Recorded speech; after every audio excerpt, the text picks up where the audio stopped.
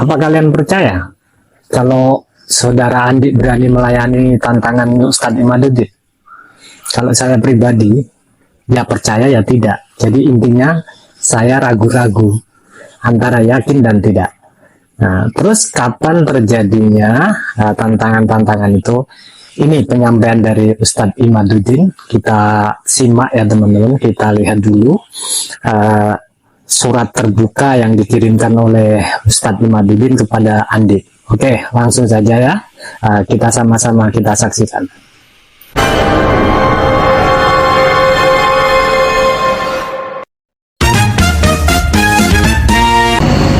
Wes mau record. Wes, oke. Surat terbuka buat Andi DM ya. Saya kasih waktu 1 minggu. Kalau sampean nggak tanda tangan atau nggak nanda tangani kontrak yang dikasih oleh JBRE, saya akan upload di mana sampean teleponan sama saya kemarin. Saya nelpon Andi kemarin. Dan Andi sudah mengiyakan dalam telepon itu. Mohon maaf, Andi menanyakan bagaimana penonton dan lain-lain. Penonton itu bukan urusan kamu. Kalau kamu berani, kamu tanda tangan, penonton itu nanti urusan penata tanding dan promotor. Nah, itu ya teman-teman, itu tadi. Jadi penjelasan dari Ustadz Imaduddin setelah Andi itu ditelepon, justru dia menanyakan masalah penonton gitu loh. Padahal penonton itu kan bukan urusan dia. Urusan dia itu kalau sudah dia berani teken kontra, dia berhadapan dengan Ustadz Imaduddin, ya udah dia fokus saja bermain di atas ring. Nah, itu sebetulnya yang menjadi tanggung jawab dia. Kalau itu urusan penonton, urusan tiket segala macam, itu sebetulnya kan nggak ada urusannya dengan dia. Tapi sebetulnya dengan bahasa dia itu justru kita berpikir atau beranggapan lain kan jadinya teman-teman. Apakah dia itu karena takut, tidak berani, atau karena memang dia ingin dibayar besar? Ya kalau dia seorang petinju profesional nggak masalah, tapi sekelas Andi masa dia minta bayaran besar? Kan rasanya tuh kayak nggak masuk logika lah ya teman-teman. Oke, coba kita lanjutkan lagi penyampaian dari Ustadz Imaduddin. Jadi di sini kamu nggak usah nyari panggung di sini. Kamu sudah bilang oke mau tanda tangani. Videonya ada di saya. Saya tunggu 1 minggu. Kalau enggak kamu tanda tangani, saya upload videonya. Kamu bakalan malu seumur hidup kamu. Nah, ini ya teman-teman. Ustadz Imaduddin sampai memperingatkan Andi secara tegas bahwasanya kalau sampai 1 minggu si Andi nggak berani menandatangani kontrak itu, berarti nanti rekaman video yang waktu Andi teleponan sama Ustadz Imaduddin itu akan disebarluaskan. Jadi buat teman-teman semuanya, ini nanti ada ada tahap keduanya ya. Nah, jangan ditinggal dulu, jangan di skip supaya teman-teman semua paham mengenai Andi dan Ustadz Imaduddin ini. Nah, jadi itu tadi, kalau sampai Andi itu dalam 1 minggu ini dia tidak menaikkan kontrak yang disediakan oleh JBRE, maka Ustadz Imaduddin akan menyebar luaskan video atau rekaman video di saat Andi menelpon Ustadz Imaduddin. Oke, coba kita lanjutkan lagi penyampaian dari Ustadz Imaduddin. Aku masih simpan videonya. Ini buat Andi nih. Kita nggak usah ngomongin itu wes. Saya pribadi siap ngadepin kamu nih. Ya, buat Andi. Gasen serendah. Videonya ada di saya. Tak telepon dia dari awal ngomongnya udah mincla-mincli, habis itu dia terakhir itu mengiyakan mau tanda tangan. Kita lihat aja nanti. Kalau enggak sampai seminggu, kalau enggak tak upload video ini, dia bakalan malu seumur hidupnya. Nah, jadi intinya kita sama-sama tahu Ustadz Imaduddin sekarang sudah mengupload video rekaman di saat Andi menelpon atau ditelepon oleh Ustadz Imaduddin. Berarti Andi tidak berani tekan kontrak, tidak berani menandatangani kontrak di JBRE gitu ya. Terus apa yang disampaikan oleh Andi di dalam teleponnya itu? Nanti kita sama-sama dengarkan ya, kita sama-sama lihat. Nah, coba kita dengarkan kelanjutan pembicaraan dari Ustadz Imaduddin ini dulu. Saya nggak mau sekarang ini kalau sama Andi ini jujur aja. Kalau sampai nanti naik di ring, saya akan benar-benar latihan. Tak kerahkan tenaga saya. Karena dia udah kelewatan banget sama Sobat Ngarit. Kelewatan.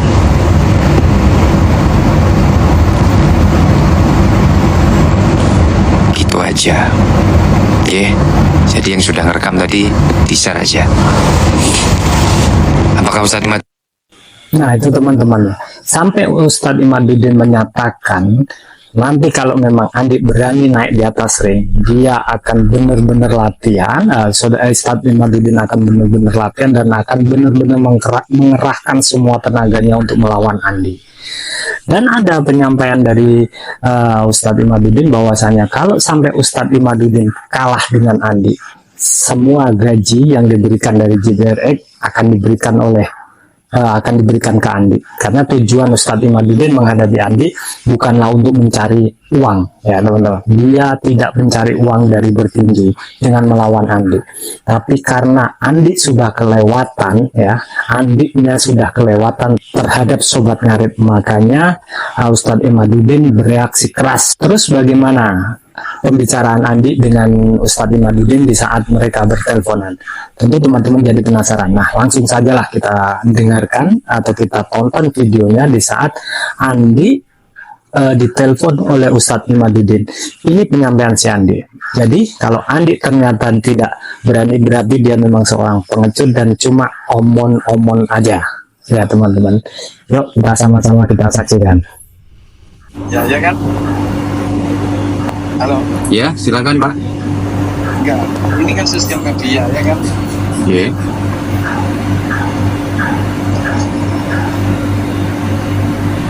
Ya lanjut, Mas Andi.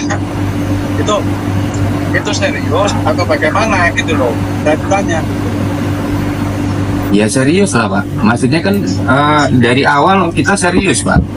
Saya juga nggak kenal sama saya juga nggak kenal sama jenengan kan. Tapi jenengan sendiri sudah menyampaikan bahwasanya saya menghilang dari lain dan lain-lain. Ya monggo, kalau memang Anda serius, saya juga udah siap. Nanti saya tinggal sesuaikan, saya cuti kerja di bulan yang ditentukan. Oke, siap.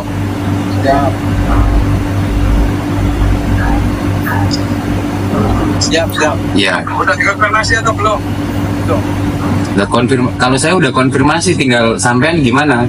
Naik apa enggak? Gak masalah. Itu kapan itu? Ya kalau memang sampean mengiyakan, silakan konfirmasi ke Pak Rajul Teke, Mas Andi. Oke, apa enggak ya itu dulu lah. Apa namanya dari tiket-tiketnya itu? Ya kalau itu bukan urusan saya sih Pak. Kalau yang penting kalau sampean siap dikasih kontrak tanda tangan, masalah tiket ya nanti itu dari penata tanding dan promotor.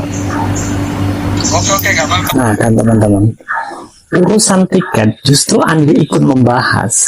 Jadi di situ kita tentu berasumsi bahwasanya Andi ini ingin meminta bayaran besar, atau Andi itu sebetulnya nggak berani menghadapi Ustadz Imaduddin.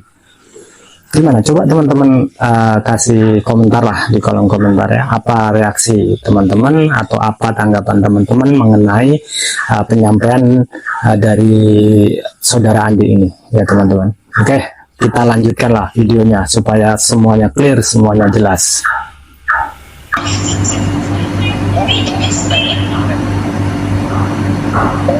Siap.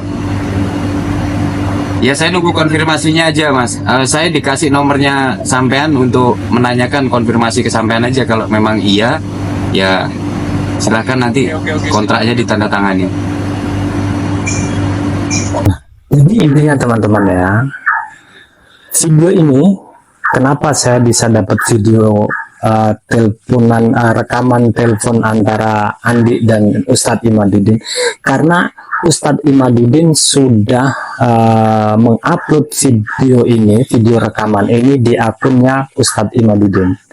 Jadi seperti penyampaian dari awal oleh Ustadz Imaduddin, apabila dalam 1 minggu si Andi itu tidak berani menandatangani kontrak di JBRX, berarti Ustadz Imaduddin dianggap tidak berani dan dia akan menyebarluaskan rekaman video saat mereka berteleponan. Nah, itu teman-teman ya intinya. Jadi bisa kita tarik kesimpulannya bahwa sebetulnya Andi memang omongannya atau ucapannya itu tidak bisa dipercaya. Jadi dia itu cuma omon-omon, bahasanya bahasa tren sekarang atau bahasa kerennya sekarang. Dia itu cuma omon-omon dan dia itu sebetulnya tidak berani. Ya, itu kalau anggapan saya ya. Tapi oke lah, kita tepis atau saya tepis dulu anggapan saya. Kita buktikan lagi, kita tunggu lagi. Ya, nggak tahu berapa hari atau berapa minggu ke depan, apakah si Andi betul-betul dia itu berani melayani tantangan dari Ustadz Imaduddin. Tapi dalam live-nya Andi tadi, ada sesuatu yang bikin teman-teman pasti geli lah kalau lihatnya. Tapi sebelum itu kita tonton videonya. Oke, kita lanjutkan dulu penyampaian rekaman telepon dari Andi dan Ustadz Imaduddin. Oke, kita lanjutkan dulu. Oke. Siap Mas Andi. Oke, ya udah. Assalamualaikum. Salam.